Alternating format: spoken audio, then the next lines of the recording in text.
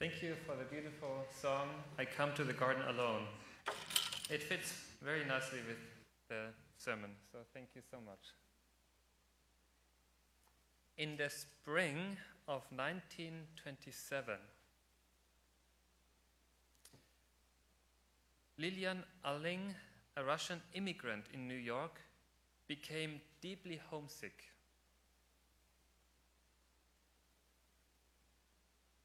Here you see a picture. 1927. She was a Russian immigrant living in New York, and she wanted to return to her family. To a family in Russia, even if it meant walking 6,000 miles. Because she only had saved $100 and she wouldn't accept a ride from strangers. Equipped with maps, a backpack, and an iron bar for protection, this woman crossed Chicago, Winnipeg, British Columbia, the Yukon, Alaska. I found somebody who tried to figure out where she went through. That person stopped in Alaska, but she crossed over into Nome in July 1929. So she walked for 2 years straight. And that in Nome, in Alaska, that was halfway point of her epic journey. But during this time, not only had Lilian endured unspeakable hardships, but she also had lost her dog. You see her dog here. And the little fellow who had accompanied her for a year, she could not bear the thought of being separated. So she stuffed his fur with the help of a trapper and took the stuffed animal with her in a cart. Shortly after leaving from Nome, she was seen near Cape Prince of Wales, and that was the last time she was seen in the United States.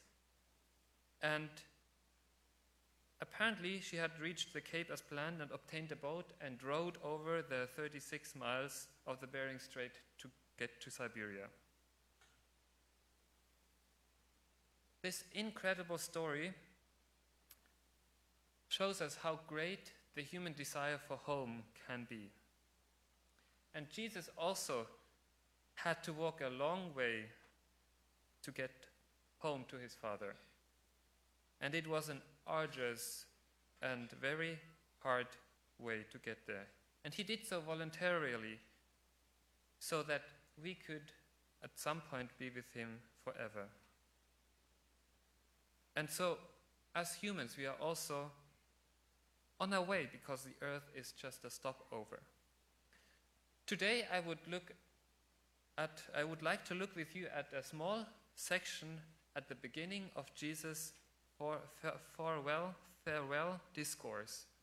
And I have titled today's sermon with Our Way and Life. We will look at John 14, 1, verses 1 to 14. And I have broken it down into 4 small sections. And these 4 small sections are linked by keywords. You can see that verses 1 to 4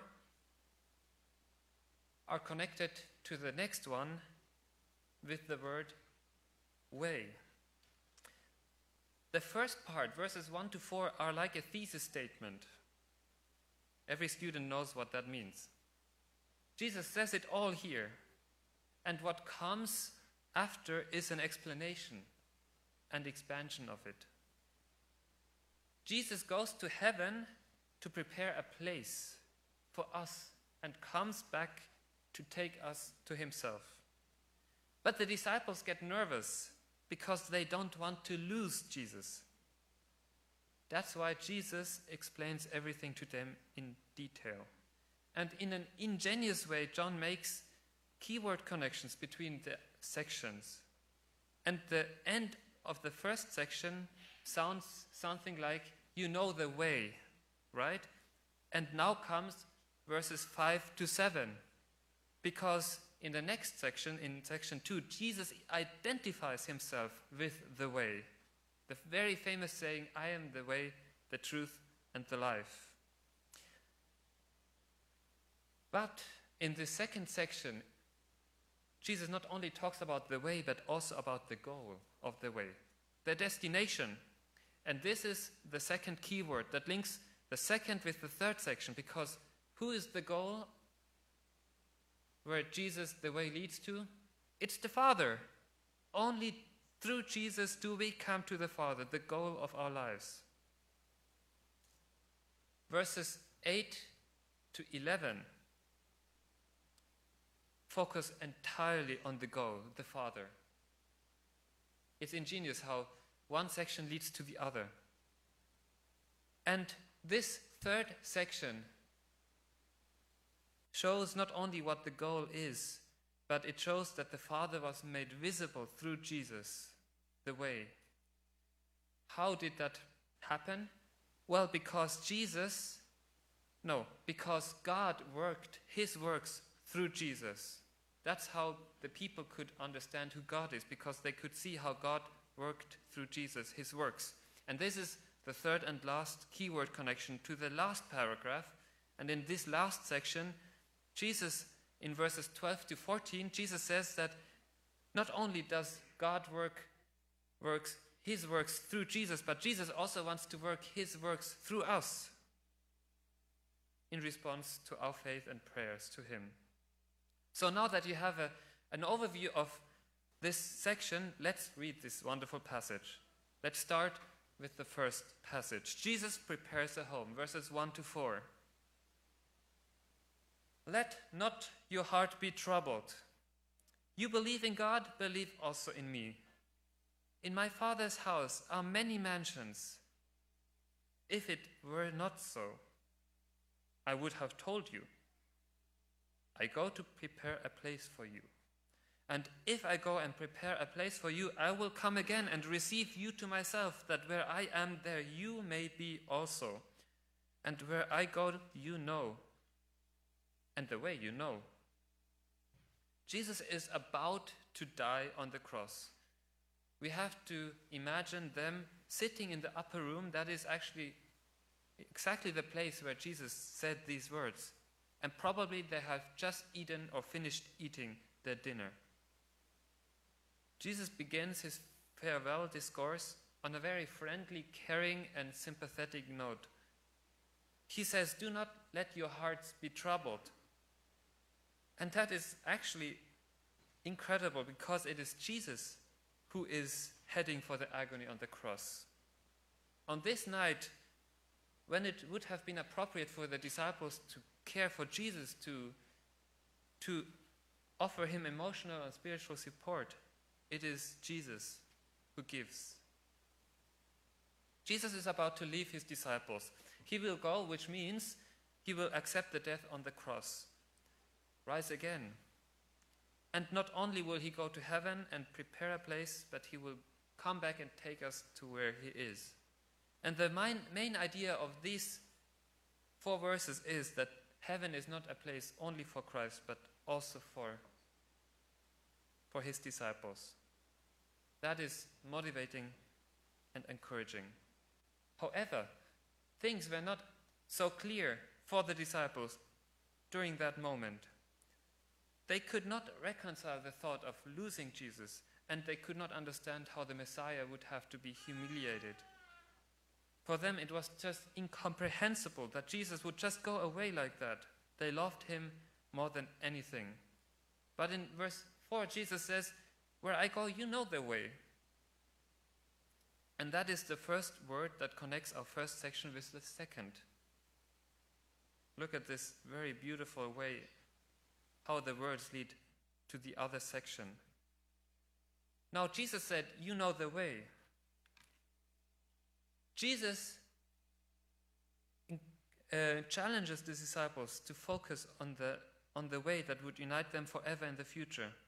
But the question begs asking, which way is Jesus referring to? After all, he assumes that the disciples know the way. But one of the disciples asks, verse 5 to 7, Thomas said to him, Lord, we do not know where you are going, and how can we know the way? Jesus said to him, I am the way, the truth, and the life. No one comes to the Father except through me. If you had known me, you would have known my Father also. And from now on, you know him and have seen him. So, just let us summarize what's happening here. Jesus says that he is going and the disciples know where he's going. Thomas says two things in verse 5.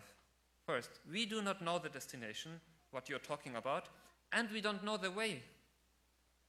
And at first glance, this objection by the disciples seems justified, right? How would they know? But at second glance, it seems as if Thomas wasn't paying attention to what Jesus just said before, because where is Jesus going? What did we just read? He is going to his Father's place to prepare mansions for us, right?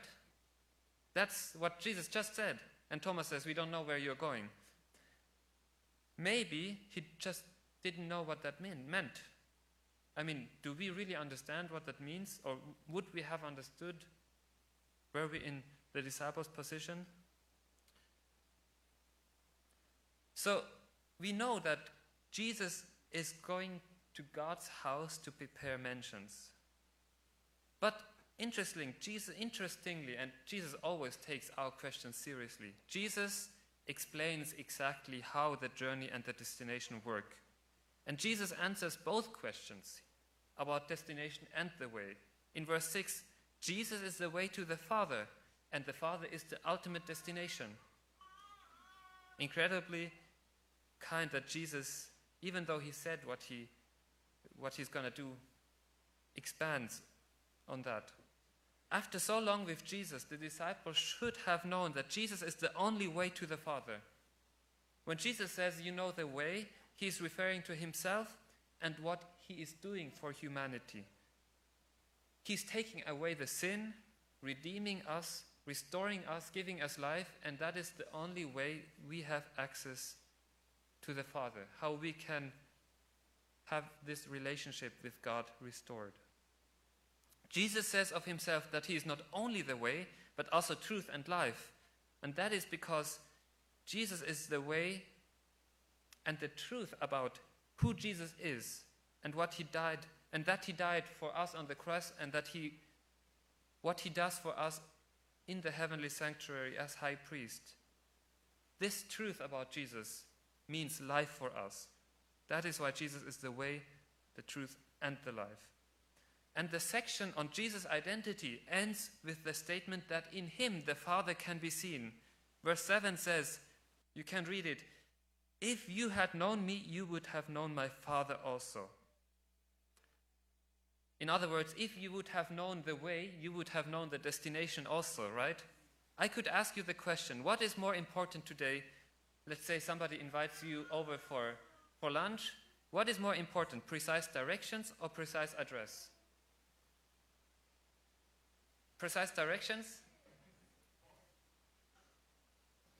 I would love to do a poll, something that would be fun to see what you would all answer. But I can still remember my first trips alone when I just got my driver's license.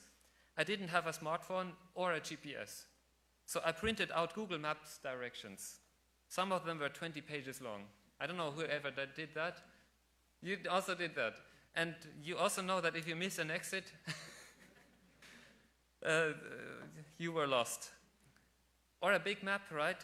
I had to stop to spread out the map to understand where I was. Today, I totally think that the directions are most important. But today, we just need to type in the address and we get there, right?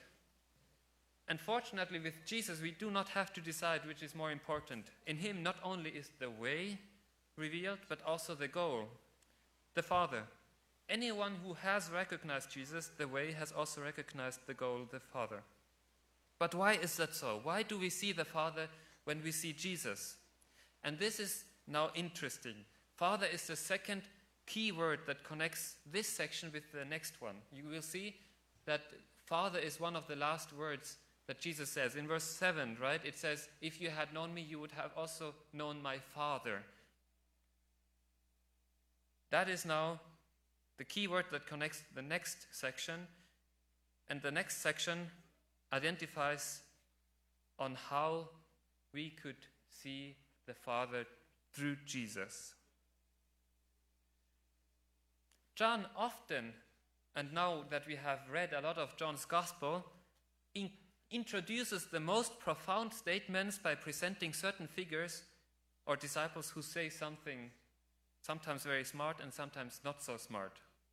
But it presents the opportunity for Jesus to explain very deep truths. Earlier, Thomas' question about the way prepared Jesus' profound answer about his identity as the way, truth, and life. And now, in the third section, introduced by the key word of Father, it is Philip who now asks the question, or not a question, he just says something. He says, "Show us the Father and it will be enough for us." What does that mean? Is he being serious or skeptical? Let's read the passage. Verses 8 to 11. Philip said to him, "Lord, show us the Father, and it is sufficient for us. Show us the goal, and it's all right." Verse 9. Jesus said to him, "Have I been with you so long, and yet you have not known me, Philip? He who has seen me has seen the Father. So how can you say, 'Show us the Father'? Do you not believe that I am in the Father and the Father is in me? The words that I speak to you, I do not speak on my own authority, but the Father who dwells in me does the works. Believe in me that I am in the Father and the Father in me, or else believe me for the sake of the works themselves." So here, introduced by the keyword Father in the preceding section, Jesus expands on the idea what it means that he reveals the Father. But what does it mean in verse 10 when Jesus says, "I am in the Father and the Father in me"? Well, at the end of this same verse, at the end of verse 10, it says that the Father dwells in Jesus and does his works. So the works of grace that Jesus did on his time, during his lifetime on this earth, were actually the works of the Father. And this is the answer to the question of how the disciples could have seen the Father in Jesus. Jesus doubles down in verse 11. He says, in essence, there's no reason not to believe. Everybody can marvel at the incredible miraculous works, the healings, deeds of love, and not least the dying and rising again of Jesus, all in order to save us. And these works show who the Father in reality is. They are his works. Such a loving God is the goal of our life's journey. Jesus and the Father are one, and so the way and the destination coalesce. They merge. The way and the destination, they mix together. The works of this third section is the key word that connects the third with a final section. Because the Father works his works through Jesus, we know who the Father really is. And we know what the destination of our life will be. But now, in the last section, Jesus expands on works, because he wants to do his works through us. Jesus wants to bless those who believe and trust in him. Let's read this last section, 12 to 14. John 14, 12 to 14. "Most assuredly I say to you, he who believes in me, the works that I do, he will do also. And greater works than these he will do, because I go to the Father. And whatever you ask in my name, that I will do, that the Father may be glorified in the Son. If you ask anything in my name, I will do it. And it's also nice that Jesus just not only continues what the previous section just said about somebody working works, but Jesus picks up where he left off at the beginning. We read about faith in Jesus and that he is going to the Father. Faith and going to the Father is how we started this section. Don't be troubled. Have faith in me because I'm going to the Father to prepare mansions for you. However, here we have the addition that the believer, while Jesus is doing and preparing mansions for us, we will also do works, and even greater works than Jesus himself did. And that is hard to imagine. How can Jesus' followers possibly do greater works than Jesus? Can there be anything more spectacular than the raising of Lazarus from the dead? What did Jesus mean by verse 12? He justifies it by saying, in verse 12, what is the reason that we do greater works? Because I go to the Father.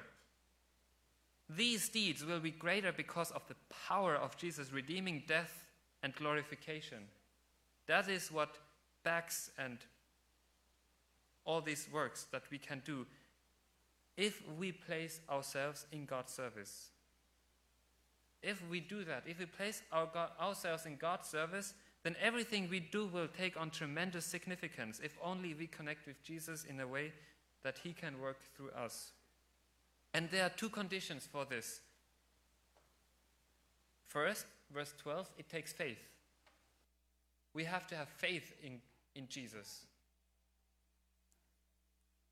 And verse 13, we have to ask Jesus.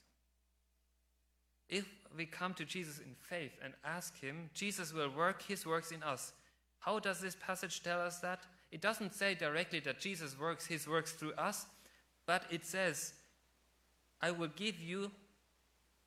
It doesn't say, I will give you what you ask of me. It says, I will do what you ask of me, right? Verse 13, and whatever you ask in my name, that I will do. Well, you can only do works, right? And since these verses connect our works with Jesus' work in our answer to our prayers, we can conclude that it is Jesus who works through us just as God worked through Jesus. And that is beautiful because everything is brought back together here. The disciples should have recognized that the Father in Jesus should have recognized the Father in what Jesus does. Now the world will be able to recognize who Jesus is through what his disciples do, in order that the Father may be glorified in the Son. In the end, the disciples' works draws attention to the Father, who is the goal of everything. And as we already know, that goal and way, they mix together because just as Jesus is inseparably connected to the Father, well, in that sense, the way and the goal come together. And the incredible fact that people are found worthy to enter into this close relationship in which Jesus works through us, his own works, makes it all the more logical that Jesus goes ahead of us to prepare a place for us humans in heaven, in his Father's house, because we belong to this relationship between Father and Jesus, the Son. We belong to the heavenly family. And to recognize Jesus and thus the Father means to realize that God wants to have a trusting and close relationship with us humans. I would like to end this sermon today with 3 wishes along the 3 keywords. First, what was the first keyword? Way. May Jesus lead and guide us on our way and always be close to us. After all, he himself is the way. What is the second keyword? The Father. May our way in life lead straight to the Father. May that be the ultimate goal of our life. The Father who has created us and loved us more than we can ever imagine. And the last, if we allow Jesus to work in our lives, we will do greater works than Jesus did before his death. But we must never forget that we humans are instruments in God's hands. Jesus does his works through us, and he has given us great honor. Through his Spirit, we are his representatives and are allowed to offer the world reconciliation with God. The world can recognize what God is like through the love that becomes tangible through our actions. And what a privilege it is when someday Jesus does such a work through us. Amen.